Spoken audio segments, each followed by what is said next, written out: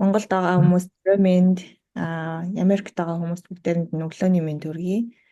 Тэгээд цаг зав гаргаж оролцож байгаа Сарууд Буянда баярлалаа. Сарууд Буян болохоор 2023 онд анагаахын шинжилгээ ухааны үндэсний их сургуулийг хүний эмч мэргэжлэр төгссөн шинэхэн эмч байгаа. Тэгээд Америкийн нэгдсэн улсны Maryland мужийн Maryland Endocrine гэдэг эмнэлэгт observership хийсэн.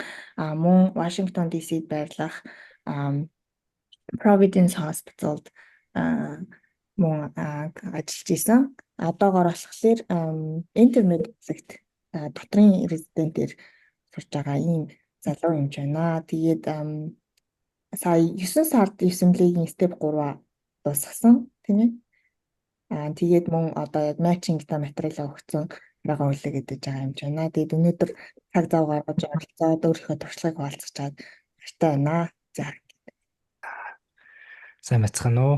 Өөрсдөө цаг завыг зарцуулаад миний одоо туршлагыг сонсохоор ирсэн эрд түмэн профессор судлаачтай маш их баярлалаа. Мөн намайг энэ хөвгөндтэй үйл ажиллагаанд өрөлж орж ирсэн нийгэмлэгтэй баярлалаа. Бас ганцхан мэгчтэй их баярлалаа. За тэгээ өөрөө бас энэ танилцуулчих боллоо. Нэг Эмдэмэр охтой Сарвал Уян гэдэг одоо 24 настай. Сая 23 онд Ашуусыг хүний хэмт англи хэлний ангийг төгссөн. За тэгээд оюутан байх хугацаанаас ерөнхийдөө бас Америк нэгдсэн улсад резидент болж цаашдаа эмч болохыг ерөнхийдөө хүсэл мөрөөдөлтэй байсан. Тэрнийхээ дагуу ингэ шалгалтуудыг өгөөд subscription өгөөд одоо ерөнхийдөө матч процессд оролцоод энэ жилийн матч процессд оролцоо явж байгаа. Тийм байна. За тэгээд ерөнхийдөө энэ слайд. За тэгээд анх 2022 онд 5 дугаар курст байхдаа юу гэсэн блэ степ 1 гэх шалгалтыг өгч исэн. За тэгээд 23 онд төгснөхийн дараагаар 1 жилийн хугацаанд болохоор резиденттэй орохгүйгээр нөхөө эмнэлэгт ажлынхаа хажуугаар степ 2 шалгалтаа бэлтэж байгаа. Тэгээд 2024 энэ жилийн 4 сарын 22-нд Бээжинд очихсан. Степ 1-ээ болохоор Туркид очихсан. За эдгээр мэдээлэл дараа нь дэлгэрэнгүй ярина. Тэгээд степ 3 шалгалтаа болохоор энэ сарын энэ жилийн 8 сард өгөөд за дундуур нь бас Occupational English Test гэдэг мэргэжлийн англи хэлний шалгалтыг өгөөд тэгээд эцэст нь болохоор ECFMG сертификаттэй бол авсан байгаа. За тэгээд степ 1-ийн хувьд бэлдсэн миний туршлага гэх юм бол ерөнхийдөө та бүхэн ч гэсэн сонирхож байсан хүмүүс бол мэдж байгаа. Интернетээр Google дээр ч юм уу YouTube-ээр хүмүүсийн experience сонсохоор маш хэмжээний өөр олон variation-ууд, ном сурах хүчүүд, маш олон төрлийн бэлтгэх аргууд байдаг. За тэгээд би бас ялгааг баг тэднээс анх судалж байгаа л тэгэл ерөөхдөө сурсан. Бас монголоор бас юм шалгалтыг өгдөг. Батцангил гэдэг бас эмч менторс ах мөн байгаа. Тэр хүний сургалтанд анх сууж исэн. Одоо сууж исэн хүмүүс байгаа гэж бодож байна. За тэгээд суугаад ерхий чиг баримжаагаа аваа. Тэгээд хамгийн хүмүүсийн бэлддэг, хамгийн түгээмэл орж ирдэг, хамгийн шалгагдсан классик сурах материал болон question банкуудыг ашиглаж бэлтжижсэн байгаа. За степ 1 шалгалт нь юу юм бэ гэж байгаа болохоор ерөөдөө basic knowledge шалгана. За тэгвэл тэрэн дээр нь болохоор нэмэгдээд мөн одоо энэ сэдвүүд нь харагдаж байна те бүх дээр сэдвүүдээс орж ирдэг байгаа. За бэлтгэл нь болохоор миний хувьд болохоор ерөөдөө бэлтгэлийг 2 үе шаттай хийсэн. Анх бэлдэж гисэн гэдэг нь болохоор хангаахын 3 дугаар курс тахтаа ер нь бэлдэж эхэлсэн. За тэгээд юу ч мэдэхгүй ямар нэгэн суурь байхгүй муу байсан учраас бүх юмыг 0-оос эхлэх шаардлагатай болсон. Тэгээд тэгтээ foundation буюу суурьа тавих материалуудыг суурьа тавихд болохоор 3-аас 4 сар зарцуулсан. За тэгээд энэ болохоор phase 1 явчих. Харин нөгөө phase 2 нь болохоор ерөөхдөө ашигласан суурьа болон баттдаг шалгалтайг өгөхөд бэлэн болох нь болохоор phase 2 гэж явчихж байгаа. Ингэж 2 ерөөхдөө үе шаттай. Хоёуланд нь бол нэг бараг 5 сар 6 сарыг бол зарцуулсан. Тэгээд ерөөхдөө жил гарантай степ 1-д бэлтжсэн гэсэн үг. За foundation буюу суурь хэсэгтэй хөтлөхөөр ерөөдөө маш олон төрлийн материалууд байдаг. Тэрнээс болохоор хамгийн өргөнөөр хэрэглэгддэг үр дүнтэй материал нь болохоор миний хувьд болохоор энэ хоёр санагдсан. За дахиад хэдийн ба дараа слайд гарна. За эхний болохоор Boards and Beyonds гэдэг ерөнхийдөө яг USMLE step 1 зориулсан иймэрхүү 20-30 минутын урттай иймэрхүү нэг сэдвүүдийг базаад тайлбарлалцсан айгуу суур мэдлэг өгөх тийм а, цуврал видео лекцүүд байдаг. Энэ болохоор доктор Райн гэдэг ерөөдөө бас Америкта энэ чийдэг тийм хүний бол яадаг гаргадаг юм. За тэгээд осмосис ч юм уу осмосис гэдэг хамгийн их оюутнууд байхдаа би бас үздэг байсан. Тэр чинь бас өөр нэгтүүдэр байдаг. Тэргээр юмуд байдаг ч гэсэн.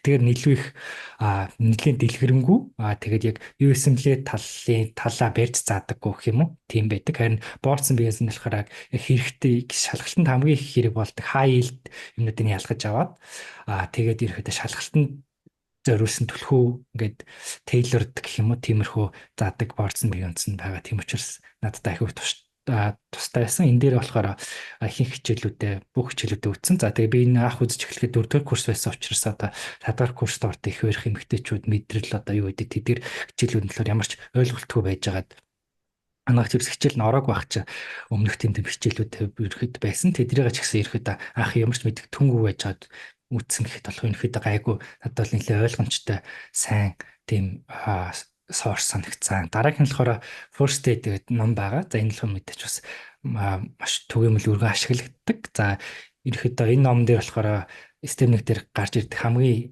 их тохиолддог high yield тэдгээр юмнуудыг маш хурангуулад бас ийм өнгөлөг графикаар ингээд гаргасан байдаг. Бас mnemonic буюу одоо чийжлэхэд амархан болгоод өгсөн одоо тиймэрхүү одоо өгнөд чийжлэх амархан аргуудыг байдаг. Тэгэхдээ би анх удаа бол USMLE энэ first aid гэдэг номыг уншаад ойлгоогүй. Ягаад гэвэл ямар нэг суур job тодорхой хэмжээний суур мэдлэгтэй гэж юм хүүд товчлцсон юмдгээр өгсөн юм хөт юм энд ойлгох юм байна. Тийм учраас эхлээд жоохон дэлгэрэнгээр боорцсон биеон за үдчихэд дараа нь үдчихэд за бүр дараа нь ихгүй ерөөд хамтдаа энэ материалаа бариад явбал зүгээр юм байна. Ерөөд гар доорх ном болгоод тэмдэгтэр болгоод энэ дээр өөрийнхөө ойлгосон юмыг бич тэмдэглээд явсан гэсэн үг.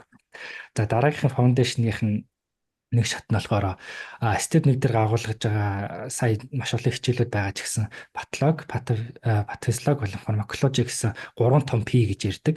Эдгээр 3 сэдв бүх хэрэгтэн тохиролцоон дээр угсаа мэдээж байгаа. Тэдгээрээс энэ 3 том сэдв ерөнхийдөө нийт шалгалтын 60-70% эзэлдэг гэж үздэг. Тэгэхээр ерөнхийдөө 3 том P гэж одоо ерөнхийдөө үздэг. За тэгээ эдгээрийг патологийн талаар болохоор ерөнхийдөө Fundamentals of Pathology буюу Patomo гэдэг иймэрхүү ном байдаг, онлайнаар байдаг. За тэгээд энээс бол онлайнерч байдаг, бичлэгч байдаг. Энээс бол сурсан. Дараагийн нь болохоор патофизиолог бол ерөнхийдөө бас боорцсон бие онцгой сурахад хангалттай байсан. Фармаколог болон микробиолог болох хоёр хоорондолоорыг ойлгох гэхээс илүү чийжлэх юмнууд их байсан. Ялангуяа микробиолог төр тэнгуут тухайн нэм бактерийн рецептор одоо хоор токсин бүх юмнууд нь маш нарийн төвшөнд асуугчээс учраас тэр болгоно яг учир нь олон ихээс чийжлэхэд шууд чийжлэх хэрэгтэй юмнууд байсан учраас скетч медицин буюу тэрний ялангуяа скетч макробиологи гэдэг иймэрхүү бас бичлэгийн лекцэд сурал байдаг. Энэ болохоор ерөнхийдөө иймэрхүү зураг зурсан байдлаар жишээлбэл энэ болохоор энэ зурган дээр Streptococcus pneumoniae харуулсан байна.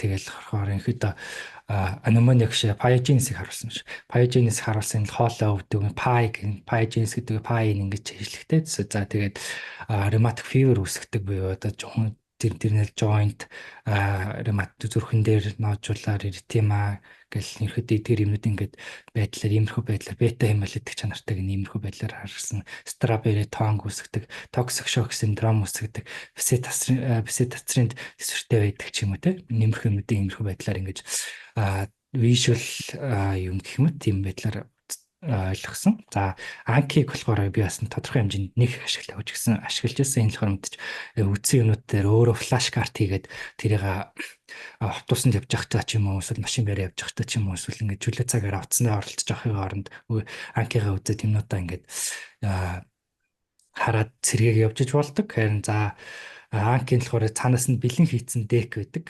Степ 1 зориулсан дек байдаг. Эсвэл өөрөө ч гэсэн өөрөө үдсэн юмнуудаа зориулаад өөрөө флаш карт дек бол бэлдээд явах боломжтой байдаг.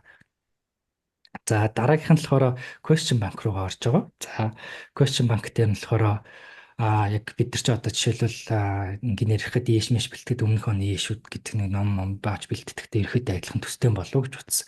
За тэгмэд одоо хамгийн том ашиглаж байгаа хоёр төрлийн question bank нь болохоор URL бол аам бас хоёр байгаад би өөрийнхөө хувьд болохоор URL-ыг авч ирсэн. URL нь болохоор ер нь бас эртээр үеэс нэлээд хүмүүс өргөн хэрэгжилж исэн. Тэгээд кейс болгоно нь болохоор ингээд асуулт болгоно иймэрхүү кейс байдлаар ингээд зурагтайгаа тэгээд хариулттайгаа за хариулт нь яагаад зөв гэдгийг тайлбартаа бурууг сонгосон тохиолдолд шилэн буруу сонгосон байх л яагаад буруу гэдэг нь бас мөн тайлбартаагаа ингээд явдаг. Нэг бодлын нөгөө талаар өөрийгөө шалгаад байгаа боловч энэ бол мөн ялгаагүй educational resource буюу энэ асуултыг хийснээрээ тэр хариултыг өөрөө уншиж цаашдаа ерөөд онлын мэдлэг болон баттгаад ингээд явдаг.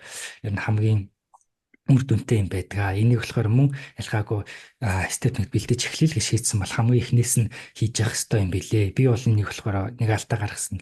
Өөрөө болохоор яг тэр номоо уншиж дуусгачаад бичлэгүүдээ бүх одоо фаундейшн мэдлэгээ, суурь мэдлэгээ авсныхаа дараа хийж эхэлнэ гэсэн гэж бодсоор ерөөдөө оройтсон.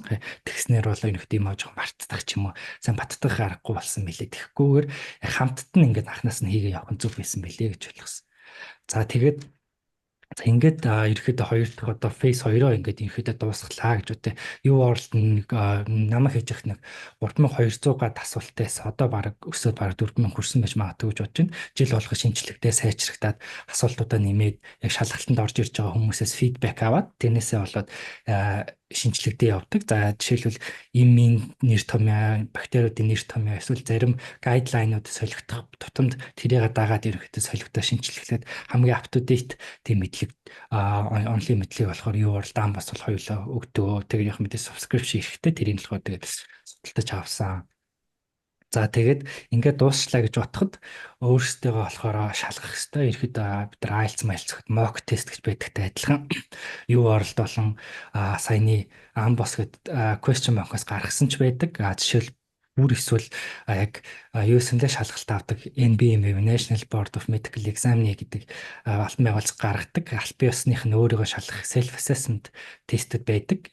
Энэ болохоор 200-аар тест гэдэг. Ерөнхийдөө шалгалтын дээр орж ирж байгаа ерөнхийдөө төстэй юмнуудыг өөртөө агуулсан байдаг. Тэгээд ерөнхийдөө оноогоо харчиж болдог гэсэн. Тийм учраас энэ бол ингээд ерөнхийдөө харахуу ордог шалгалт бол биш. Тэгээд өөрийгөө эдгээр одоо өөрийнхөө self assessment-уудыг хийж үзээд өөрийгөө хэр төвшөнд явж гинэ гэдгийг мэдэж аваад би одоо өгөх юм бол ойролцоогоор тэд оноо авах юм байна. Одоо өгөх юм бол тэнцэх юм байна. Одоо өгөх юм бол тэнцэхгүй юм байна гэдгийг ерөөдөө үзээ явдаг гэсэн үг. Энийг бол тийм учраас ерөөдөө юу орлол мэдээж 2 байна. NBM болохоор баг 5 6 байсан аль биесных нь. Сүүлд нэмэгцээр тийм болцсон байсан. Тэгээд тэрийг болохоор нэгэн дор би болохоор бас нэг алдаа гаргасан. Нэгэн дор цуглуулж агаад ингээд яг шалгал юуныхаа төгсгөлт хийжсэн. Одоо бүх юм хийж төгсгөл хийж тэхгүй. Харин тэр явц дундаа хийгээл яваал баг багаараа өөрийгөө сайжруулаад явах нь зөв юм билээ. Тэгээд мөн NBM-ийн болохоор өөр дээр бас тайлбартай байгаа. Сая яг question банкн дээр буруу зөв тайлбартай адилхан бас тайлбартай. Тэр тайлбараас ерөнхийдөө маш их юм сурч авдаг. Тэгээд ерөөдөө за би нэг 220 он авах байсан маш шалгалтын дээр тэгсэн бол NBM-ийг сайн хийсээр агаад тайлбарыг сайн уншсаар тэр оноогоо яг зэг шалгалтанд 230 240 болгож хүртэл эхүүлэх боломжтой. Ерөөдөө хамгийн чухал бас question bank гэх юм уу да тиймэрхүү бас educational objective болж өгсөн юм билээ. Жишээл би бол step 1 дээр гарч ирсэн байна. Тэгээд ерөөдөө юу хамгийн ихэндээ эхний self assessment 241 дараах нь 249 ингээд ерөөдөө оноо авч ирсэн ингээд гараад ирдэг. За тэгээд мөн нөгөө төгөөр энэ дээр юу чухал юм яриад тэгэхээр цаанаас нь болохоор програм шууд анализ хийгээд өгчдөг. Та одоо ямар сэдвүүдээр та дутуу мэдлэгтэй байна вэ? Ямар дээрээ гайгүй байна вэ? За жишээлбэл би мэдрэл дээр нейрологи дээр бусад газруудаас айгүй дутуу миний weak area явуулж өгсөн. Тэнгүүт за би self assessment-ийг мэдээд нейрологиогоо дахиад технээс нь харддаг юм уу? Эсвэл дутуу юм юу байна? Ер нь тэр weak area-га ирэхэд нухаж эхэлсэн гэсэн үг. Тэгээд би нейрологи байсан. Тэгээд дотоод шүүрэлт бас жоохон weak area-тэй байсан. Тэдгээр юмнуудаа ирэхдээ нухаад бусдад нь орой гайгүй дунд болж ирсэн учраас тэгээд чадахгүй юмнуудаа яг өөрөө мэдэхгүй шүү дээ. Амар олон асуулт ийгээд байгаа учраас алийг мэдээд алийг мэдэхгүй байгаа мэдэхгүй. Тэнгүүд яг энэ дээр бол гаргаад ирд юм билээ цаанаас нь. За шалгалтыг болохоор 22 он экстерн нэгin шалгалтыг болохоор за 22 оны 1 сард өгч исэн. Тэр үед болохоор яг Бээжингийн хэл хаалттай. Тэгээд Турк явж өгчөөс за яагаад гадаад явж өгöd байгаа гэхээр энэ яг шалгалт авдаг параметрик албан ёсны газар болохоор Монголд байдаггүй. За тэгээд байдаг ч гэсэн англи авдаг газар байдаг юм. Гэхдээ яг USML шалгалт авах төвшний стандарт бол хүрдэг юм шиг байна гэж ойлгосон. Тэгээд байдаггүй тийм учраас заавал гадаад явж өгөх шаардлагатай байсан. Тэгээ ихэнхдээ болохоор хамгийн ойрхон болон зардал багтайгаар нь Бээжин явж өгөө гэж төлөвлөж исэн боловч тухайн үед л COVID-19 пандемиктэй үе байсан болохоор Монголын хэл яг дөнгөж нэгдэжсэн. Тэг Бээжингийн хятадын хэл бол хаалттай байсан. Тэгээд гарцууд нь болохоор Солонгос, Турк л байсан хамгийн ойролцоо боломжтой нь. За тэгээд Солонгос явах гээд виза өгчээсэн боловч харамсалтай нь гараагүй. Тэгээд Турк виз учраас тэгээд Турк явах зардал их байсан ч гэсэн ерөөдөө очиж өгсөн. За тэгээ нийт 7 блокоос тогтдог. Шалгалтанд нийт 8 цаг үргэлжилдэг. Нэг блок нь 40 минут байдаг. За тэгээд нийт тухайн өдрийнхөө турш 60 минутын амралттай тэрийг өөрөө яаж зарцуулж болно. За тэгээд өглөө орсон л бол ерөөдөө орой л гарч ирдэг. За тэгээд миний хувьд бол 60 минутын амралтаа яаж зарцуулсан бол нэг блок хийгээл 5 минут завсарлаад нэг 15 минутын том завсарлага аваад тэгээд 5 минут завсарлаад хийжсэн. Тэгээд 5 минут завсарлагатаа яасан жижиг снэк идээд тэ жоох нөөлгөөрөө тусуугаа цаа өөрийгөө сайхан сэргийгээд жоохон тасгал хийгээд бизнес солилцоо одоо сусны эрхлэл мэрхлээ сайжруулад нэг тэгээд тасгал хийгээд гяс явж исэн. Тэгээд орж гарах болгоно нөгөө металл илрүүлэгчээр шалгана. За тэгээд тэгээд ерөөдөө шалгалт өгч исэн хүмүүс мэдж байгаа хөө. Тэгэл энэ тиймэрхүү юм яг орж гарах болгоно л байнга шалгана. Тэгээд миний хувьд болохоор иймэрхүү тактиктай явж исэн. Тэгээд зарим хүмүүс болохоор бүр дарааллуулж 2 3 болоо 2 3 цаг тасралтгүй игээд нэг том амардаг хүмүүс бас байдаг юм байлээ. Би бол тэгж чадахгүй яг нэг цаг яг төвлөрч суугаал яг ментал фатиг болоод тэг шууд өөрөөс сэргээхгүй бол яг болохгүй байгаад гэсэн учраас тэгж явсан. Тэгээд Түркт очиод өмнөх өдрүүд нь Стамбулд буугаад Стамбултай байдаг бол Анкара гэх Туркийн нийслэл рүүгээ бас яваад тэгээд ойрхон буудалд нь бууж шалгалтаа өгчөөд 2 хоногийн дараа буцаа Монгол руугаа ирж исэн.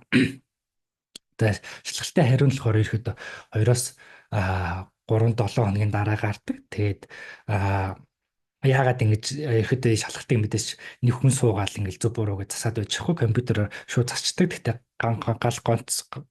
гол юм яг удаад идэг шалтгаан ерөөдөө шалгалтын явцанд ямар нэгэн алдаа дутагдал юм эсвэл ямар нэгэн хоригдсан зүйл болж уу гэдгийг болохоор байн камер өччихдэг. Тэрийг бол их анализ хийх юм бэлээ. Тэгээ шалгалтын дүн нь гарцсан ч гэсэн ерөөдөө тэрийг validate буюу хүчинтэй болох шалгал хугацаа нь 2-3-7 хоног байд юм блэ гэж үздэг юм бэл.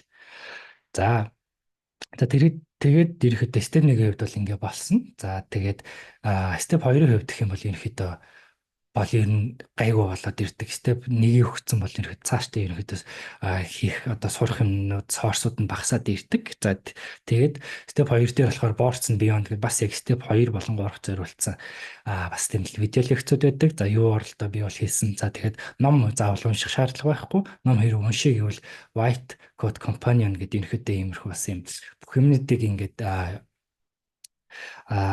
тийм одоо их хүснэгт болгоод аюу цэгцтэй болгоо битцсэн. Ерөөдөө хараал юм мартцсан юм харахад санах зорилго тэрнээс нэг амар шинээр юм тайлбарлаж өгдөггүй step 2 дээр. За тэгээд бэлдсэн. За би step 2-ыг уусаа нэлээд жоохон бас нэлээд удаан бэлдсэн. Ягаад гэвэл step 1-ийн оноо хамаагүй step 2-ийн оноо ерөөдөө матч болоход хамаатай болсон. Ялангуяа одоо над чиг international medical graduate-ийн хувьд болохоор ерөөдөө 2 оноо маш сайн байх хэрэгтэй гэж удаад step 2-ийн бэлтгэлийг бол энэ удаан хийсэн. За тэгээд step 2-ийн бэлтгэлийг төгснөх 23 оны 5 сар төгсөөд тэгээд ерөөдөө 24 оны 4 сар хүртэл бэлдсэн юм да тий. Тэгэл 100 мөнгөний амралт гэж байгаагүй ерөөдөө бэлцээр байгаа л тэгэл хил чинь ягцсан. Тэгээд Бээжинд очиж өгсөн. За тэгээд энэ нь болохоор нийт 8 блоктай 9 цагийн шалгалт байгаа. За тэгээд ерөөдөө юутайгаа адилхан гэсэн үг. Энэ нэг юм аргацсан. Step 2 дээр ганц нэмэгдэж байгаа юмнууд нь Divine Innovation Podcast гэж байдаг. Энэ ерөөдөө нэг бас нэг өөрөө IMG байж байгаа Америк дээр бүх шалгалтуудаа өгөөд резидент болсон нэг Непалч л нэг тийм хүний нэг эмчийн подкаст гэдэг хамгийн ерөнхийд хаа yield гэдэг юмнуудыг ярьж өгдөг. За тэгээд энийг ерөнхийдөө ажилдаа явж байхдаа ч юм уу эсвэл ингээл нэр зүгээр сонсоол тэгээд юмудаа хийгээл тэгэл явж байхсан. Энэ айгүй хэрэг болсон. Тэгээд ерөөдөө энэ дээр ярьжсэн юмнууд яг бод шалгалтын дээр ч юм уу юун дээр бол их орж ирж исэн. Тэгээд энэ юу хэрэгтэй мэлээ дүнсэн. За дараа нь болохоор Clinical Master Series гэдэг CMS гэдэг одоо ерөөдөө NBMA гэж шалгалт аваад байгаа газраас нь болохоор өөрсдийнх нь гаргасан бас нэг question bank байдаг. Нэг 1000 гаруй асуулттай. Тэгээд энд харагдчихна. мянгаар асуулт. Энийг бас ингээд юу оролт хийж байгаа хажуугаар бас хийгээдсэн. Яг харахгүй л ингээд өөрсдийнх нь гаргасан бүр одоо юу албан ёсны юм гэдэг бол албан ёсны юм байсан. Яг хийгээд тах тусам л ерөнхийдөө оноос хайжрах. Яг л хай yield юм буюу яг энэ л хамгийн их тохиолддог хэрэгтэй асууддаг юм шалгалт дээр энэ л асуудна гэсэн юмнууд л энэ төр байдаг байсан. Тэгээд энийг бас сайн хийгээд маш сайн хугацтай хийгээд бүх тайлбарууд нь уншаад явсан. За тэгээд мөн NBM-ийн шалгалт буюу одоо нэг өөрийгөө self assessment хийдэг шалгалтууд байдаг. Тэрийг ч гэсэн хийсэй. Тэрийг хийгээд бас өөрийгөө шалгахын сацуугаар бас тэрнээс суралцсан явсан. Тэгээ шалгалт дээр яг бодит шалгалтын дээр орж ирж байгаа юм их юм бол ерөөхдөө NBM болон саяны юу оролт гэсэн хоёрын ерөөхдөө жоо холимог юм шиг орж ирдэг. Би анх орж ирж исэн. Анх бас бодож байхдаа яг энэ өөрийнх нь гаргасан NBM юм CMS буюу энэ Clinical Master Series-тэй төстэй байх байлгүй дээ гэж бодож исэн чинь бас яг өөртөөхөө гаргаж паблик гаргаж байгаа юм бас яг 100% адилхан бол хийдэг юм бэл 100% ч бас ер нь адилхан хийдэг юм бэлээ. Төстэй чанарууд ганц хоёр байсан. Гэхдээ бас үгүй өөр санагдсан надаа. За тэгээд шалгалтуудаа өгсөн. За тэгээд step 3 дээр бол ерөнхийдөө step 3 бол 1-2 сар л ерөнхийдөө бэлддэг юм байлээ. За тэгээд яагаад ингэж богино хугацаанд бэлдэж байгаа гэхээр step 2-т ихэнх юмараа overlap хийдэг. За step 2 дээр байгаа юмнууд гайгүй. Гэхдээ ганц шинээр нэмэгдэж байгаа юмнууд байгаа ч гэсэн тэр нь болохоор 1-2 сарын хугацаанд ерөнхийдөө 2 сарын хугацаанд юу хийчих боломжтой, сурчих боломжтой гэж үздэг. За нөгөө ганц шинээр нэмэгдсэн юм бол clinical cases гэдэг нэг юм байгаад байгаа. За би нэг газ өөр юм шеэрлээд үзүүлээ. Бэлдсэн байсан болох ойлч. Энэ ерөөхдөө юу байдаг вэ гэхээр ерөөхдөө бодит situation суулгуулсан одоо simulation гэх юм уу? Одоо яг клиник юм уу, emergency medicine дээр юм уу? Тийм тохиолдолд ерөөхдөө танд ямар тохиолдолд хүн орж ирээд тэр хүнээс ерөөхдөө өөрөө асуумж юмнууд аваад тэгээд шинжилгээгээ өөрөө бичих захиалаад за шинжилгээ имижинг юу гэдэг тэр бүх юмнуудаа бичих захиалаад тэрний чинь хариунууд нь ингээд хүрээд ирнэ. Тэрнийхээ хариун дээр тулгуурлан эмчилгээ бичдэг тиймэрхүү ерөөхдөө clinical simulation гэх юм уу? Тийм юм байсан. За тэгээд шалгалтын дээр болохоор энэс болохоор тийм 10 хэдэн кейс орж ирж исэн. Нэрт орж ирднээс тодорхойлол байсан. Тоо найдал үсэ тодорхой. Тэгээд ерөөхдөө орж ирээд 20 минутын 10 минутын кейс гэж байдаг. Амбулатороор үзүүлж байгаа хүмүүсийн кейсийг ерөөхдөө 10 минут биш 20 минутанд шийдвэрлэдэг. Харин emergency-гээр орж ирж байгаа хүмүүсээ 10 минутанд шийдвэрлэдэг. Тэгээд emergency хүмүүсээ бол одоо цус халж байгаа, цус хэлбэх юм бүх юм ямар ч юм одоо тийм medical situation үүдээс чинь гараад ирж болно. Тэр болгонд ерөөхдөө ингэж тахикардинг гэдэг шиг тэгж ерөөхдөө зөв үйлдэлийн онцлогоо эмчилгээ хийх хэрэгтэй. Тэгээд цагаа алдаж болохгүй. Яг цаг simulation цаг гүйж идэг. Тэгээд ерөөхдөө хүн хэмэдэн dynamically unstable хүн минийдрээ байвал ерөөхдөө тохиолдохын докторжуулах юмудаа гяс хийх ёстой ч гэдэм үү те. Эсвэл амбулатороор үзүүлж байгаа хүүхдүүд байвал хүүхд том хүн байвал ерөөхдөө шинжилгээгээ төлөвлөө явуулаад тэр шинжилгээ бактериолог юу гэдгийг culture дээр нь толгуурлаад дараах шинжилгээ хийх ч юм уу. За тэрнийхээ дараагаар болохоор ерөөхдөө prevention medicine-үүдээ энэ тухайн вакцины хүүхдээ бол вакциныг бичиж өгөх, вакцины хийгээгүй өсвөр насны хүүхдээ байвал эсвэл 45 та хүн байж байгаа 50 та хүн байж байгаа колоноскопид орог бол колоноскопиг нь хийлгэх 65 та хүн байсан бол 65 та тамхи тат 20-с дээш жил тамхи татсан байвал low dose CT-г нь хийгээд ерөөхдөө уушгиных нь юуг нь одоо хавдар скрининг хийх ч юм уу тиймэрхүү юм болгоно ерөөхдөө бүх юм comprehensive юм билээд тэгээд ерөөхдөө эхэндээ сурахад жоохон толгой эргэж гайхажсэн ч гэсэн хийсээр байгаа тэгээд ерөөхдөө гайх болсон гэж бодчих. За тэгээд step 3-ыг болохоор step 3-ыг зөвхөн Америкт авдаг. За тэгээд энэ шалгалтын нийт өмнөх шалгалтууд нэг л өдөр болоод дууссан бол энэ шалгалтын нийт 2 өдөр үргэлжилдэг. За нийт 15 блок байдаг. За тэг 2 өдөр нь заавал дараасаа 2 өдөр байж болохгүй. Дундаа хэдэн өдрийн зайтай өдрүүд байж болно. За эхний өдөр нь болохоор 7 цагийн урттай байсан. Хоёр дахь өдөр нь 9 цагийн урттай байсан. За тэгээд блок болгон 38-аас 39 асуулттай байсан. За степ 3 дээр хамгийн их миний хэцүү санагдчихсан юм бол bias статистик болон тархвар зүй асуултууд маш ихээр бараг шалгалтын за 50% эзэлсэн гэхэд ерөөхдөө эзэлсэн гэхэд хэлэхэд бол буруутахгүй гэж бодож байна. Маш хэмжээний абстракт унших шинжлэгийн абстракт унших. За тэгээд drag add question-уудын тэдгэрийг дүгнэх, ерөөхдөө significance олох. За тэгэл би статистик томьёогуудаар бодох юмнууд number need to treat ч юм уу тэр relative ratio, odds ratio энэ төрөйдөө юу гэдэг бүхэл юмыг олох юмнууд байсан. Тэр болгоно унших юмнууд нь амар ихтэй унших текст нэгтэй цаг нь бага байгаад байдаг. Тэгээд айгүй цаг тавчуу санагдчихсан надад. Тэгээд ерөөхдөө энэ гурван шалгалтаас хамгийн надад хэцүү санагдчихсан бол step 3 шалгалт байгаа. Тэгээд удаан би яг Монгол явах гад цаг тулцсан байсан учраас ерөөхдөө богино хугацаанд бэлдсэн болооч тэгсэн юм жоохон бэлтгэл дутуу ер нь аюу сандралтай айцтай орж исэн. Харин гурвангийн тодорхой хэмжээнд хангалттай хугацаанд бэлдээд өгөө гэж бол step 2 гэдэг шалгалт бол надад хамгийн хэцүү юм байна гэж бодогдсон. Яагаад гэвэл бүх ихэнх хүчнүүд болгон тэр болгон скрининг, онцлогоо, эмчилгээ бүх юмнууд гайдлайнтай тэр болгоныг уншиж чийжлэх хэрэгтэй болно. Маш их хэмжээний алгоритм чийжлэх хэрэгтэй болно. Тэгээд question bank нь бараг 4500 асуулттай хүрсэн байлээ. Тэгээд сурах юм маш ихтэй байсан. Тэгээд тийг санагцсан. За тэгээд би болохоор дундаа эхний өдрөө нэгтгэд өгөө дундаа нэг өнжөөд нэг өдөр амарч агаад тэгээд дараагийн өдрөө хоёр дахь өгөөд тэгээд тусахчихсан. Тэгээд шалгалтад тусахчихсан. Тэгээд Монгол руугаа ирээд Монгол руугаа ирснийхаа дараа хариу авч ирсэн. За тэгээд энэ 100 Америк явсан шалтгаан сая хэлсэн. Ганц юм. Мэриленд Мэриленд эндокринд Жавцаа энц дээр observership хийгээд тэгж авах хугацаанд ирэхэд бэлдээд тэгээд шалгалтаа өгсөн байгаа.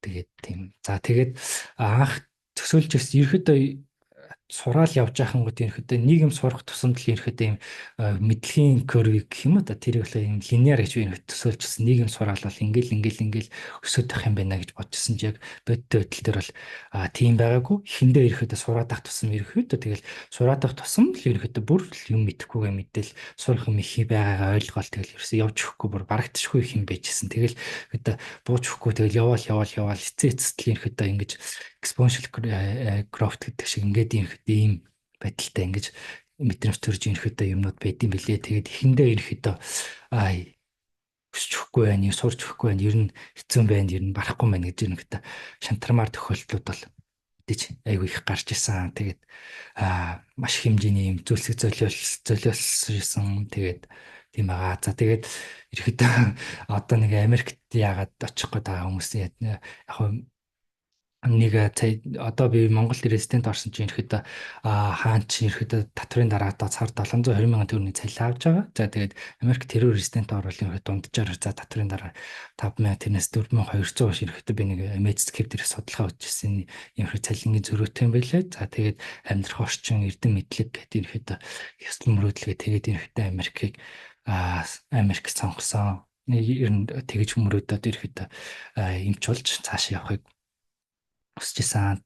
Тий. За. Тэгээд хэцүү юмнууд байсан гэвэл тийм байна. За нөгөө төгрөл цаг хугацаа маш их орж ирсэн. За тэгээд санхүүгийн хувьд гэх юм бол бас ярихад хамгийн хэцүү байсан юм гэх юм да. Step 1 гэхэд шалгалтандаа бүртгүүлэхэд $1150. За тэрэнд баг бидний хувьд болохоор ангаахын 1 жилийн сургалтын төлбөр болчихж байгаа байхгүй. Тэгээд яг Америкийн хүмүүсд $1000 гэдэг чинь гайгүй мөнгө юм шиг байна. Тэнгүүд бидэд болохоор 3 сая гарan 4 сая баг 3 сая гарантай төгрөг их мөнгө болчихно. За тэгээд түн дээрээ дараад юу оролтын их худалдаж байгаа тэр нэг $400-500 их мөнгө болчихно. $60 ном худалдаж авална. За тэгэл Монгол шалгалтаа авахгүй заавал гадаад нисэх болно. За тэгэл тийм байгаа. Тийм хөд гадаад нисэл очиод буудлын зардал нийтрээ айгүй зардал айгүй их өндөртэй санагдсан. Тэгээд би 10 жилдээ чи оюутан багтаас 100 гадаад наслонгош шийднэ хэд ажил хийж мөнгө цуглуулж исэн тэрийг ерөөхдөө зарцуулсан. Тэгэхээр тэр бол степ 1-ийн ерөөхдөө нэг талд нүрэл дуусчихсан. За тэгэл цаашаа явах өмнөдөө тодорхой заримдаа ажил хийжсэн. За ихэнхдээ л тэгэл ерөөхдөө аавчтай хэлж ойлголоо. Тэгэл арга гэрийн спорт тэр одоо санхүүгийн financial support бол маш хэрэгтэй юм байна гэж ойлгосон. Тэгээд observership хийх, letter of recommendation авах энэ тэр бүх л ерөөхдөө хэмжээний зардалтай маш зардалтай юм байлээ. Тэгээд эцээцтэй тэр гоё газар observership хийгээд шалгалтуудад өндөр нотой өгөөд тэгээд бүх юмудаа сайн хийсэн ч гэсэн майч болохгүй байх магадaltaй байдаг. Тэнгүүд баваатал байдаг. Тийм учраас энэ хэд маш эргэлзээтэй ер нь хүмүүст би бол сүүлдээ багын шалгалтыг үгүй ч юм уу тийг зөвлөхөд айгүй сонирн болчиход байгаа байхгүй. Тэгээд тэр л хүсэл үнэхээр тэнцээд цаашдаа Америк дэмч болоо цаашаа яваад гоё газар ажиллаад тэгээд эрдэм мэтэлтэй гоё сайн юмч болох нь сайхан ч гэсэн нөгөө талаараа бас ийм их зүйлсийг зарцуулсан ч гэсэн бас ямар нэгэн тодорхой шалтгааны улмаас ч юм уу болохгүй байх магадлал өндөртэй. Ягаад гэвэл бид виза шаарддаг international medical graduate учраас сэдвэр дандаа програмд apply хийхэд бид нар хамгийн сүүлд тавигдчихэдэг.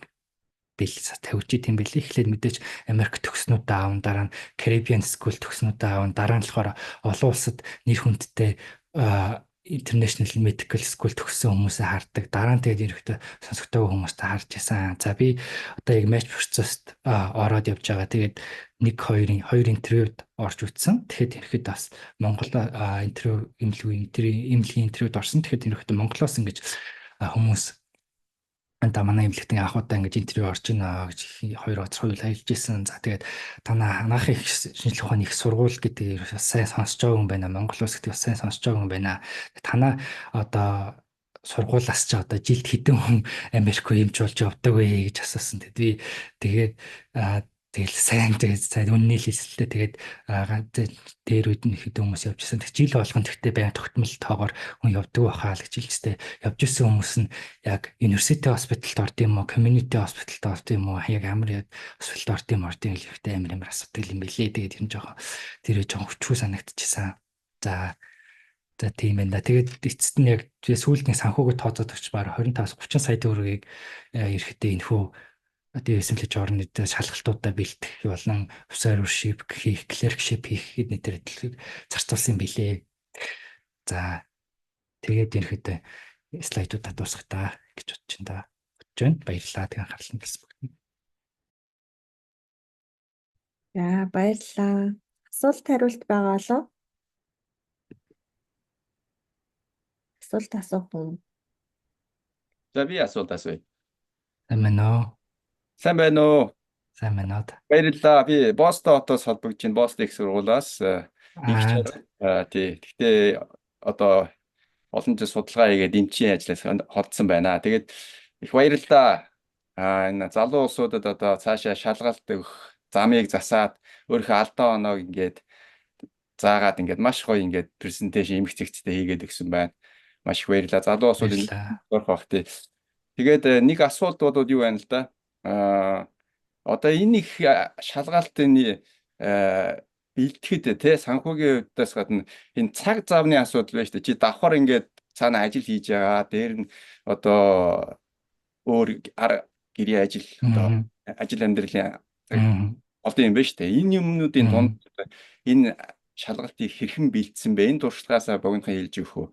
Ягаад тэгэхээр би одоо одон жил юм Японд PhD сурж байгаа ч гэсэн тэнд ингээд харж байхад иймэрхүү юм ингээд шалгалт өгөөд ингүүл гэж бодогддог. Гэхдээ хүн чинь давхар өөрөө судалгааны ажил хийж байгаа болохоор тэнд давхар бас 5 цаас болох ажил хийх хэрэгтэй, хүүхдүүдэд харах. Ингэнгუут тэр чинь гээд ямар ч тийм боломжгүй санагдаад байсан байхгүй. Тэгэхээр энэ дээр одоо юу гэж одоо хариу өгч одоо өөрийнхөө туршлагаас хэлж өгч чадах вэ?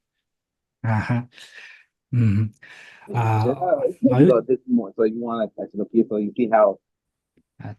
Оюутан байх хугацаанд болохоор эхний шалгалт бол ерөөдөө ковид үе байсан. Тэгээд ерөөдөө хичээлүүд онлайнаар орж ирсэн болохоор гэртээ бол цаг зав арай гайгүй байсан. Харин степ 2 3-ийн үед бол яг ажлын яг хажуугаар бол бэлчсэн.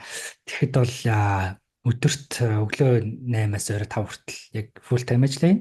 За тэгээд өглөө ажил руу өглөө чинь 6 мураа гэж босоод тэгээд ажлынхаа явахаас өмнө хэдэн асуултууд ажиллана. За ачлал руугаа Монголд ямар төвчлөлтэй гэдэг төвж явж байхдаа автобусын зугаа явж байхдаа подкастуудаа сонсон. Тэгээд өдөр яг 1 цаг цайны цагтаа тэрийг ерөөхдөө бас яг тултал нь ашиглана. За тэгээд гэртээ ирээд 2-3 цагийг бас яг сум. Тэгээд өдөрт нэг 3 4 цагийг л яг тогтмол яг хамгийн үр дүнтэй л ашиглаад байдаг байсан. Тэрнийхэл үр шим гэж бодож जैन тэгээд яг их миний хувьд нэг гол юм нэг яг их цагаар суух шиг ер нь богино цагаар суусан ч гэсэн тэрийг ажиллах маш efficient үр дүнтэй байлгахад л хичээдэг байсан. Тийм тэгжил зохицуулдаг байсан да. За их баярлалаа. За баярлалаа. Дахин баяр хүргэе. Баярлалаа. Чатаар асуулт ирсэн байна. Америкт дадлага хийх шаардлагатай байдаг болов уу гинэ.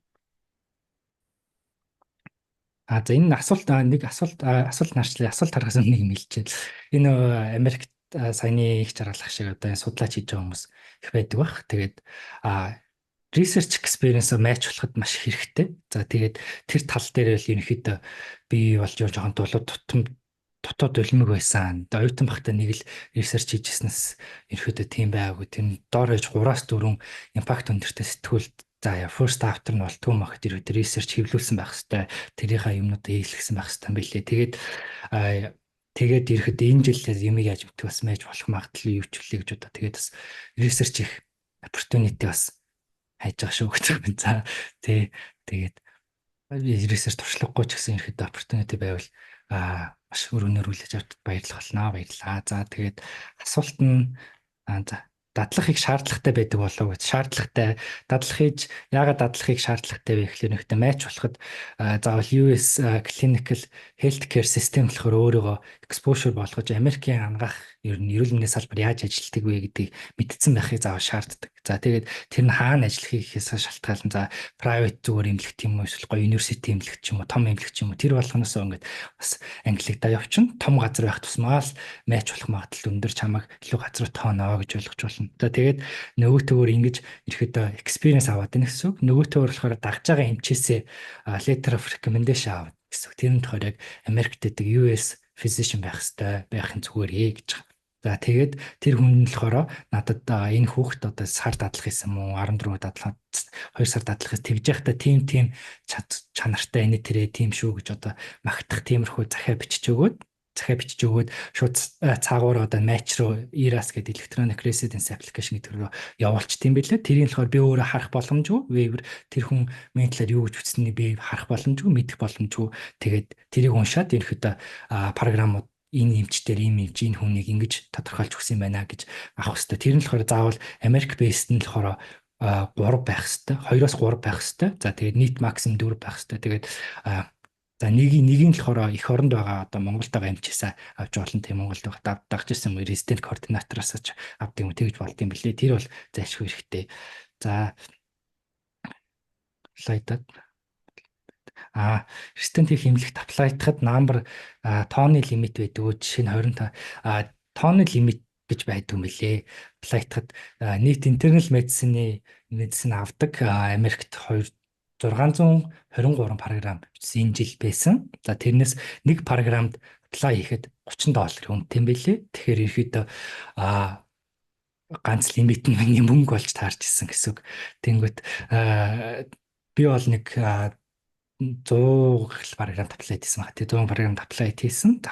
За тэгээд болдог бол их програм руу apply хийх тусам тэр програмуудаас интервью авах магадлал ихтэй. Интервью их авлаа гэхэд матч болох магадлал ихтэй. Тэгээд ерөөд айл болох програм руу apply хийх хэвэл зүгээр шүү гэж ярьд юм лээ. За research project нь бол заавал тийм юу байх шаардлагагүй гэж үздэг юм лээ. Заавал одоо би бол жишээл internal medicine apply хийж байгаа. Гэхдээ заавал дотрын чиглэлийн ямар нэгэн салбар юу хийсэн судалгаа хийсэн байх хэрэггүй. Гэхдээ дотроор хийсэн байвал ерөөхдөө дөхөн боловч гэсэн заавал дотроор хийсэн байхгүй. Ерөөхдөө би зүгээр юм тэр яах гэдэг нь би юм судалгаа хийх чадвартай шүү, багаар ажиллах чадвартай шүү, research-ийн багт ажиллах чадвартай шүү, хүнтэй харьцах чадвартай шүү гэдгийг л ерөөхдөө тэр програмуудад Америкийн эмнэлгүүдэд ерөөхдөө үзүүлэх гээд байгаа гэж ойлгож байгаа юм лээ. Тэгээд за жишээл би зүрхээр явах гэж байгаа ч юм уу эсвэл гастраар явах гэж байгаа гэж бүр үнэхээр шийдсэн бол тэг гастр чиглэлтэй судалгаа хийгээд би үнэхээр энэ чиглэл рүүгээ dedicated шүү. Одоо зүрх сэтгэлээ зориулж байгаа шүү гэдгийг ерөөхдөө үзүүлээ хэрэгтэй юм лээ. За gap-ээр ер нь хамаатай юу гэж юм бэл хамаатай gap-ээр year of graduation гэдэг их чухал байгаа. Тэнгүүтлэхээр одоо би энэ 9 сард програмууд apply хийх гээл програмууд requirement-уудыг харж байхад ерөөхдөө 5 жилээс доош их нь ерөөхдөө 5 жилээс доош төгссөн хүмүүсийг ерөөхдөө favourлно гэдэг ерөөхдөө битцсэн байдаг. Зарим бүр strict програмууд байлаа. 3 жилээс доош төгссөн хүмүүс, 3 жилээс дээш төгсөөр 3 жилээс дээш болсон бол ерөөхдөө манайх ерөөхдөө таны аппликейшнийг consider гэж харахгүй ч гэдэг юм те. Тиймэрхүү straight cut off-ууд ерөөхдөө байд юм блэ. Яагаад ингэж байгаа юм бэ гэхэлэр ерөөхдөө хүмүүсийг ерөөхдөө сонсоод юм програм директоруудын бичлэг юм үзээд тахаар ерөөхдөө төгсөд ажилласан хүн мэдээж туршлагатай бол гоё хэрэгтэй. Тэгэхдээ шиг шинээр төгсөөд ерөөхдөө хэвэнд орох одоо юу гэх юм шинээр төгсөөд юм нойтон шаврыг одоо ингээд хэвэнд оруулаад Америкийн юмч болгоод болоход илүү төхөн байдаг. Тэрнээс болохоор эх орондоо олон жил ажиллаад ирэхэд сурах магадaltaй жоо fixed mindтай болсон юм. Тийм хүмүүсийг авахтаа жоохон дургүй байдгаа ирэхэд цаашаа сурч хөгжих ирэхэд flexible байдаг гэж үздэг юм шиг байна. Энэ шинэхэн төгссөн хүмүүсийг нэг л хүнээс тэгж дэрвэрчээдээ тэг сонсолтоо. Гэхдээ ерхий шалтгаан нь бол тийм байдаг. Тэгэхээр ирэхэд gap year бол чухал. За gap ерөөхдөө төгссөн year чухал. Gap year бас чухал. Яагаад гэвэл аппликейшн дээрээ нэг Америкт laundry list гэж хэлдэг юм шүү дээ. Ингээд ерөөсөө хизээ хаана юу хийж исэн ерөөс gap болгож болохгүй. Тэг gap боллоо гэж бодоход тэр нь аягүй бас сөргөөр ингээд red flag болоод CV дээр нь харагдаад. Энэ хугацаанд юу хийжсэн бэ? Хаагаар юу хийжсэн бэ гэд програм директорууд ерөөхдөө асуугаад идэм билээ. Тэгээд тэнгуү тэрэн дээр болохоор би ингээд шалгалтандаа ивэлдэг gap year авсан. Ч юм уу те step 2 дээр үлдээ step 3 дээр үлдээ gap year хэдэн сарын gap year авсан гэж хэлж болдоггүй. Яагаад гэвэл энэ бол ерөөхдөө тэр бол сайн excuse болж өгдөггүй юм билээ. Ер нь gap year-гүй байх чухал. Тэгээ ер нь CV-гээд үргэлжлүүлэл ажиллаад байх чухал юм билээ гэж ойлгосон. Надаа нэг асуулт байна. Одоо энэ нөгөө нэг matching хийхдээ personal statement энэ бичиж байгаа шүү дээ тий. Тэр тийм мэрэгжлийн байгууллагын тусламж юм уу эсвэл туршлагатай хүнээс тийм сервис авсан уу? Эсвэл зүгээр би team сервисүүд бол зөндөө байд юм лээ. Би бол тэгтээ сервис аваагүй. Тэгээд ерөөхдөө нэг review хийхэд $100-200 болор гэлээ үнэтэй л идэм блэ. Тэгээд тусламж авсан хүн гэвэл одоо chat GPT л энэ да. AI-аас тусламж авсан. Яг нэг асуулт. Цаатанд асуулт ирсэн байна. Монголоос шалгалт өгч байхад хэлний бэрхшээл бас байдаг. Хэлний бэлтгэлээ яаж хийсэн бэ? Амжилт төсөө гэсэн байна. Тийм хэлний ер нь шал өөр анагаахын англи хэлж хэлбэр хэцүү санагдчихсан анх. Гэхдээ би яг бүр үнийг хэлэхэд бол яг бэлдэж эхлэлийн англи хэл ер нь гайгүй гэж өөрөө бодож ирсэн. Тэгээд ерөөхдөө бүр таг англи хэлгүй ч гэж ашиг ерөөхдөө тодорхой энэ английн мэдлэгтэйсэн болохоор ерөөхдөө тэрэн дээрээ юм суурлал мэдхгүй үгээр нь толөвчмчээс хайгаал тэгэл явсан да. Тэгээд тэр нэг лекц мэгцэг үзээд ерөөхдөө сонсоод тэр нь ойлгочдөг байсан учраас английн суур мэдлэг арай дэжгүй байсан учраас гайгүй байсан гэж бодож байна. Дараагийн асуулт нь шантарсан үедээ хэрхэн үргэлжлүүлэн бэлдэх хэрч хүчээ олж авдаг байсан бэ? Бэлдэж эхлээд шантраад 1 жил болж байна гэж. Тий шантрах юмнууд зөндөө байсан. Шантраал яг айгүй шантрах гэхээс илүү бараг burn out болол бүр айгүй хаширж исэн тохиолдлууд айгүй зөндөө байсан. Тэр үед тэгээд гол нь хашраад сэтгэл готрол онцлогдчихсан. Стенийн төгсөл байг клиникл сэтгэл готролд орж исэн. Тэгээд гол нь гарахаар миний баримталжсэн зарчим юу гэхээр тасгал хөдөлгөөн сайн хийх хэрэгтэй юм бэлээ. Хөлсөө гарах. Тэгээд оюуны ачааллыг ер нь биеийн ачааллаар тайлаад ерөөхдөө тийм тех тусам сэтгэл санаа дээшрээд мууд дээшлээ сэтгэл готрол болоод анхаар сайжраад ерөөхдөө тэгж бодчихсон. Яг л тасгал хийгээд зүрхээ ачааллуулаад тагцсан л тарих руу явах цусны эргэл сайжраад байгаа юм шиг анхаар сайн төвлөрдөг болоод байгаа юм шиг өмнө нэг 3-4 цаг суугаад нуруу өвддөг байсан бол 5-6 суухт ерөөс ядардгүй нуруу мөрөө өвдгөө болдог ч юм уу те ерөөхдөө тийм толеранс тийм ерөөхдөө тийм юмнууд нь бие нэг ихсэдсэн тэг тасгал хийсэн дээ. Баярлалаа. Дараагийн асуулт нь болохоор нэг personal statement-тэйгээр apply хийж болох уу? Supplementary essay бас submit. Нэг цаанаас нөгөө нэг юу гэх юм Eras гэдэг одоо матч болгодог тэр вебсайт албан ёсны вебсайт нь нэг specialty одоо бишээлбэл internal medicine байлаа гэхэд internal medicine-ийн нэг л personal state бичдэг. Харин зарим хүмүүс болохоор internal medicine руу apply иддэг, family medicine руу apply иддэг. Эсвэл патологи ирж аплай тэг 1 жил олон спешиалти рүү ингээ зэрэг аплайч болдог. Тэнгүүт тэрэндээ болохоор ерөөдөө family medicine-д зориулсан өөр personal statement эсвэл патологи юм уу тэр болгонд зориулсан өөр personal statement бичдэг юм билээ. Тэгээ hands-on хийгээд юусэн листинг авах хэрэгтэй гэж дуулсан general surgery-д USM степ нэгэд авчвал ерөнхийдөө даваа талтай байдаг. Гэхдээ заавал ямар нэг USM-д шалгалт өгсөн өгчөж hands-on дадлах энэ X юм байхгүй юм билээ. Тэгээд ерөнхийдөө өөртөө тэр газараа connectionтэй байгаад олж чадвал чухал юм билээ. Тэгээд ерөнхийдөө дадлаг яаж олох вэ гэж бас гайхаж байгаа юм бах тий. Тэгэхээр дадлаг болоход connection их чухал юм билээ. Танд хүнтэй байх. За би тэгэл ерөнхийдөө эйженсинүүд байдаг. Тэгээд ерөөдөө тэдэн 2000-аас 3000 доллар төлөөд Америкт эмч нэрийг ерөөдөө таах боломжтой. Тэчээд амар их мөнгө шүү дээ. Тэгээд тийх хэмнэхийн тулд одоо Америкт Монгол эмч нар уулгаад ерөөдөө бичиж эхэлж байна гэсэн үг. За жишээлбэл Жавзан эмч рүү бичсэн шиг те би ингээд ийм шалгалтуудаа өгсөн юм байнамаа. Ингээд тань дээр дадлах хийж болох уу гэдэг ерөөдөө бичээд тэгээд connection эсвэл одоо Монголд Америк эмчнэр Монголд ирж явах танилцсан ч юм уу те танилцсан мэйлээ солилцсон эмчнэр лугаа бичдэг ч юм уу те тиймэрхүү connection их чухал юм билээ. За hands-on тэг заавал step 1 шаардлалт хийхгүй. Гэхдээ hands-on дадлах төгссөний дараа олтоход аягүй жоохон хэцүү юм байна гэж утсан. Яагаад гэвэл Америкт нэг malpractice insurance авах хэрэгтэй болдог. Тэгээд liability issue гэдэг одоо ерөөхдөө ажиллаж байгаа тохиол ямар нэгэн юу асуудал үүсгэхэд тийм liability issue хэрэгтэй хэцүү юм билээ. Хэрэгтэй учраас энэ hands-on болж байгаа төгтө санагцаа. Дараагийнх нь сайн байна уу? Гана сайн би байна нэг уу? юм асуусан.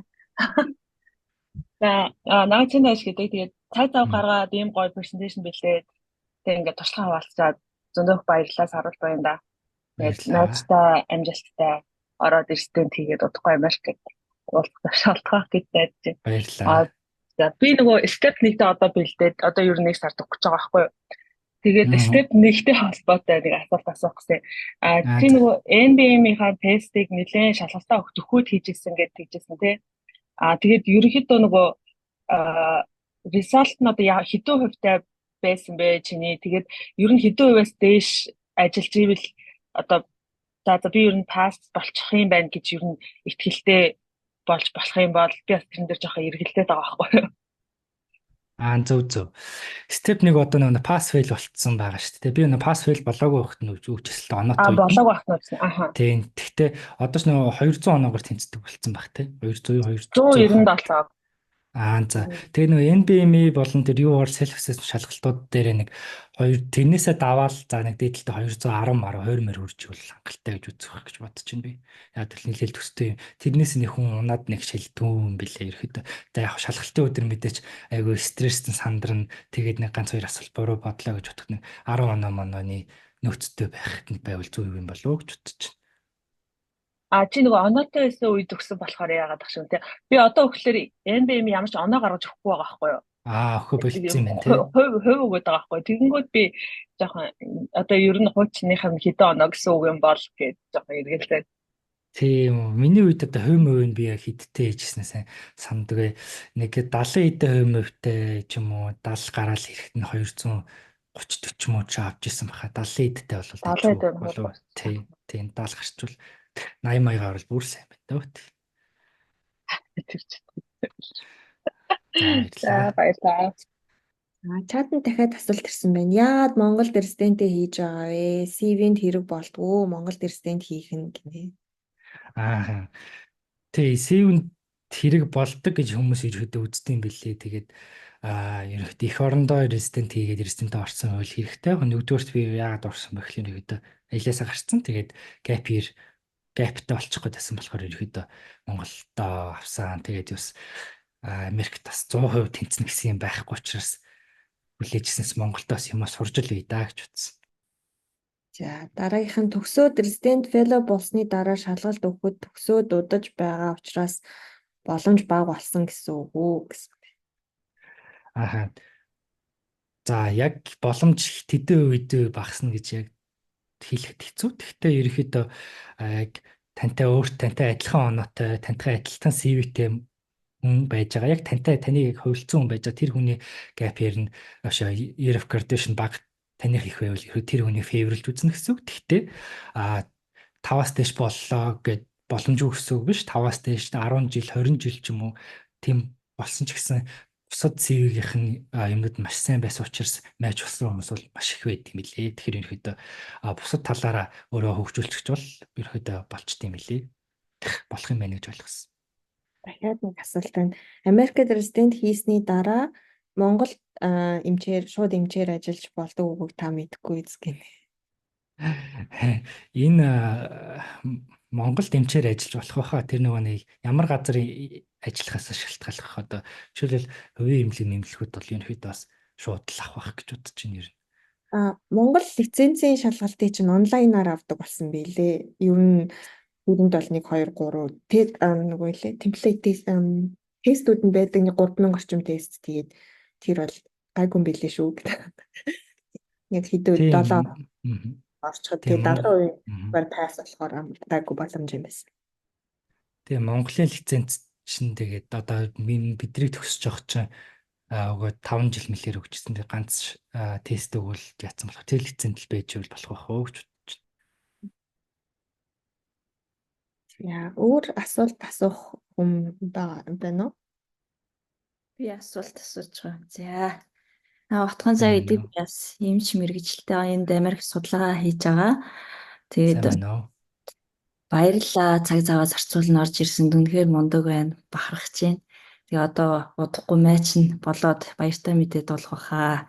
Хэрвээ одоо нөгөө нэг Америкийн нэгдсэн улсад одоо ингээд нөгөө судалгаа хийх бас хүсэлтэй байгаа юм биш үү те? Тодорхой хэмжээний бас өөрийн гэсэн туршлага, судалгааны ажлын бас хоримтлуулна CV-гээ бас баяжуулахын тулд тэр ямар лабораторид ямар чиглэлээр судалгаа хийх санаатай байгаа. Тэ ямар одоо чиглэлийн лабораторийг өөрөө одоо докторийн эмч гэхдээ дотроо аль чиглэлээр явах гэж байгаа.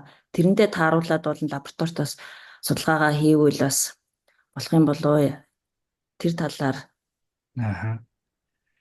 Тий, яг одоогийн байдлаараа дотроор бол яг аль чиглэл рүү нарийсэй гэж бол нарийн шийдсэн байхгүй байна. Тэгээд ерөөхдөө лабораторид волонтер хийдэг ч юм уу, ер нь сайн дурын ажил заавал цалин байлан гэхгүй ерөөхдөө сайн дурын ажил experience лав чи бол ерөөхдөө болох юм байна. Тиймэрхүү юм хайгаад байгаа. Тэгээд ер нь бүхэл юмд л ерөөхдөө аюу welcome open байгаа л гэж өөрөө бодож байгаа та.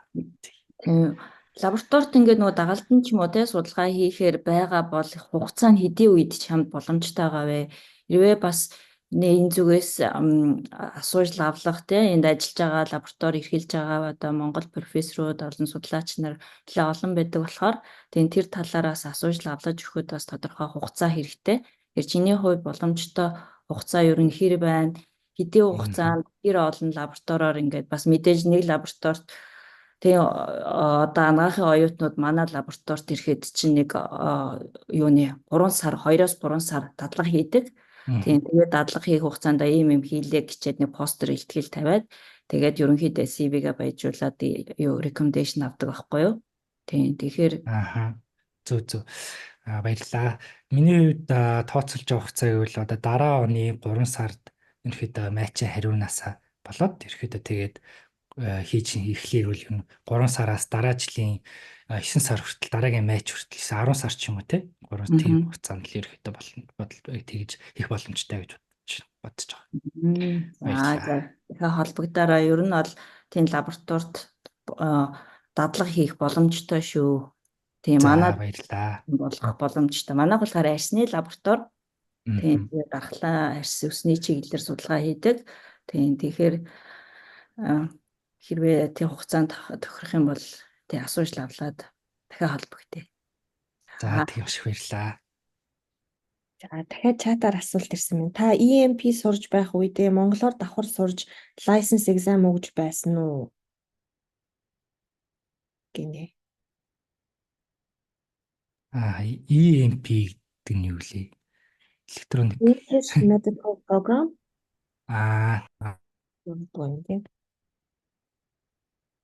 Нөгөө англи хэлний анги төгссөн биш. Англи тийм юу гэж хэлдэг юм болоо албан термин. Тийм ойлголоо. Английн анги төгсөж явахдаа Монголоор давхар сурч лиценз өгч байсан уу? Тий. Англи нь болохоор тийм Монгол англи гэсэн юм одоо миний үед төгсөж байгаа түр нэг жилийн өмнө бол байгаагүй. Тэгэхээр ер нь яг англи зарим хичээлүүд л англиар ордог. Гэхдээ гол одоо лицензийн шалгалт юм, анаах төгсөх шалгалт юм уу одоо тэр OSCE гэж шалгалтууд байдаг шүү дээ. Тэр мэр төгслийн шалгалтууд бол монголоор өгч исэн. Тэгэхээр гайгүй хөө өгч үзчих.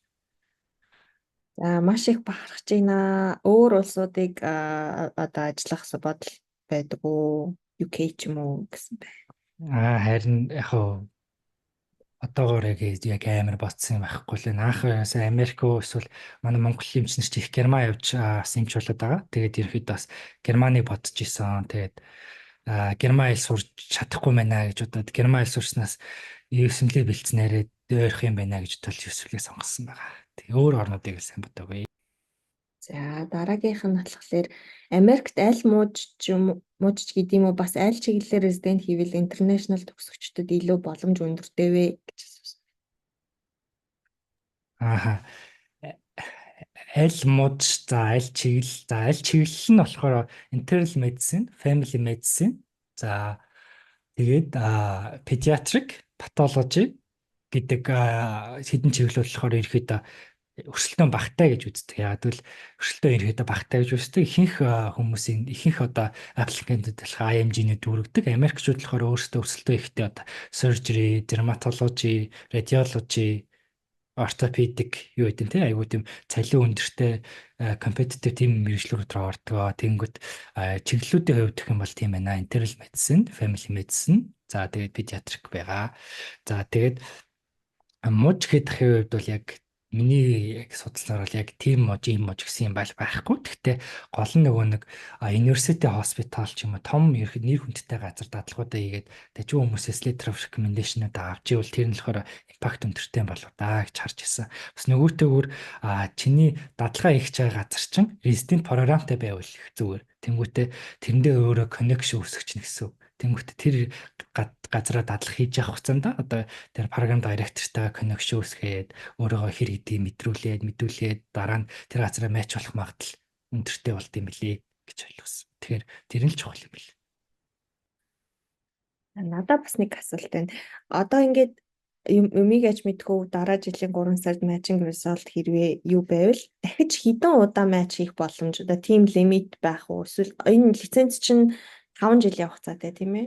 Тэгээд 5 жилдээ 5-10 би ECFMG-ийн сертификат гэдэг байгаа нь болохоор 7 жилийн хугацаатай ирдэм билээ. Тэгээд тэр 7 жилдээ ерөөд аплайдаад байх боломжтой байх гэж бодож байна. Тэг яг лимит гэж байхгүй. Тэгээд ECFMG сертификатаа сунгуулж бас болт юм шиг лээ. Тэгээд энэ саржил тэгээд бүр одоо 10 жил мэл болоод дуусчвал шалгалтуудаа дахиад өгөөд сертификатаа ECFMG сертификатаа авдаг юм шиг байна гэж ойлгосон. Энэ талаар яг тэгж ойлгосон. Бүр нарийн боловдлаа. За өөр асуулт асуух юм байгаа лөө. Би дахиад нэг асуулт асууя. Програмууд руу аплайдахдаа networking энэ ер нь ашиглаж тийм ямар нэгэн програмд аплайдаж чадсан уу? Тэндээсээ интервью авсан уу? Чиний орсон 2 интервью чинь нөгөө интервьюд орсон гэсэн чинь тэр 2 програм чинь их сургуулийн програмууд байсан уу? Интервью авна гэдэг чинь бас нэг том шат багцсан гэсэн үг юм шиг санагдсан. Надад бол одоо ямар ч газар connection байхгүй, network байхгүй. Миний дадлага хийжсэн 2 газар бол хоёулаа private имлэг байсан. Тэгээд ямар нэгэн residency програм байхгүй. За интервью авсан газрууд нь болохоор University Hospital биш. Affiliated Hospital гэл байжсэн. Тэгэхээр одоо тэгээ бичсэн байсан. Ер нь тухай одоо нэг нь болохоор нэг нь Detroit-ийнх, нэг нь Marshfield гэдэг Wisconsin дэс нэг жижигхэн rural газар байсан. Тэгээд тэр ойр хавийнхаа оюутнуудыг одоо өөр дээрээ авч датгахжуулдаг ч юм уу тэр юу дээр relationship болохоор affiliate болчтой юм билээ. Affiliate юм л гэсэн. За баярлалаа. Энэ нөгөө зарим нуужууд ерөн сүүлээд одоо жишээ нь Tennessee гэхэд шин төгссөн нөгөө ECFMG сертификаттай эмч нарыг заавал residence хийхгүйгээр шууд ажилд авч байгаа тийм юу байгаад байгаа шүү дээ. Тэр талаар мэдсэн үү, судалж үзсэн үү? Тэр талаар хэлсэн. Тэгтээ би бас тэрийг нөгөө нэг зөвхөн US graduate-ууд гэж ойлгосон шүү дээ. US Caribbean School яг IMG-нүүд тийм боломж байхгүй юм шиг байна гэж харсан. Буруу харсан ч гэж магадгүй. Тийм. Тийм. нэг юм асууж болох уу? Баярлалаа. Би харин Туркид анагаахаар сурж байгаа. Тэгээд та нөгөө нэг 2023 оноос 2024 оны хооронд нөгөө general practitioner-аар ажиллаж исэн гэжсэн. Тэр нь яаж болдог вэ? Yani үсэмэлээ 1 2 3-аа өгсөний дараа тэмдээ ажиллаж болдог уу? Би Монголд ажиллаж байсан тийм. Америкт Аа, ажилласан. Тий. ерөнхийдөө Америкт тэгж general practitioner болж ажиллаж болдгийм болов? Америкт болохоор resident гүүгээр бол эмч болдгүй юм билээ. Заавал одоо Монголч ч бол өрхийн эмч чинь resident өрхийн юм уу төрний эмч resident хийхгүйгээр болчихсон шүү дээ. Америкч болохоор яг одоо general practitioner болсон ч гэсэн тэрнийх нь одоо family medicine residency байдаг. Тэрийг заавал төгсөж ажилт юм билээ. За баярлалаа. Баярлаа. Татаар дахиад 2 асуулт ирсэн байна. Америкт хэр удаан хугацаагаар дадлага хийсэн бэ гэж. Америкт ер нь 2 сар гаруй дадлах байсан. Эхнийх нь бас 1 сар гаруй, хоёр дахь нь сар гаруй. Би тэгээд 2 тэр эмчнэрээс 2 letter of recommendation авсан. Тэгээд 3 дахь letter of recommendation ганц ихчээс авч ирсэн байгаа. За дараагийн асуулт нь интервью дээр асуултууд ямар асуултууд асуудаг вэ гэсэн бэ?